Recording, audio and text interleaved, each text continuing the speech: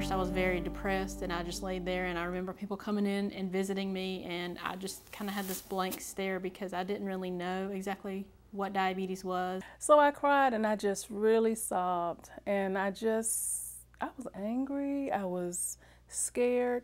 Brandy Barnes was 15 when she found out she had type 1 diabetes. Soroya Brandon was diagnosed with type 2 diabetes at age 39. Both women say their diagnosis was life-changing. As a woman with diabetes, I felt very alone in my diabetes. It just felt very isolating, and it wasn't anything that anybody specifically did that made it feel that way. It's just that I didn't know a single other woman with diabetes. That feeling motivated Brandy to start her own organization, Diabetes Sisters. So in terms of the t-shirts, what did you find out about the t-shirts for the conference? So I just wanted to create sort of a centralized location where women could come together and support each other and also educate each other, because we all have a lot of knowledge that we've learned about living with diabetes. Soroya Brandon belongs to a support group. She says it helps her stay motivated and on track with managing her diabetes.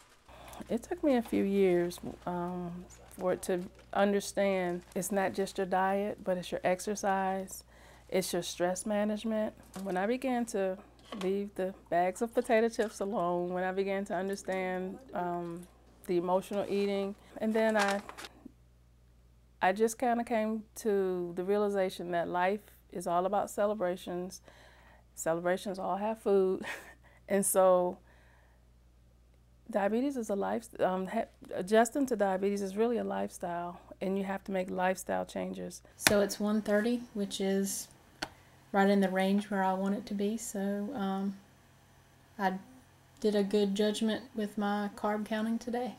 Type 1 diabetes is when there is a complete lack of insulin. The cells in the pancreas normally responsible for making and secreting insulin die because the body's immune system attacks them.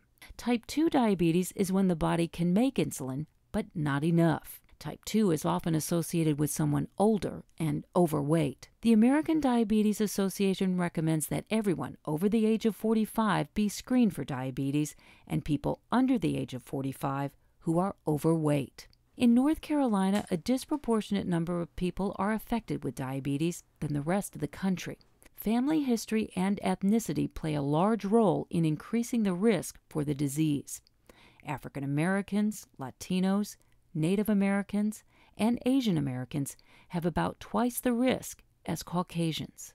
About 70% of people with diabetes die of heart attack or stroke. And on average, there's about a 10-year loss in lifespan. Dr. Bew says for those people who don't manage the disease well, the medical complications can be grave.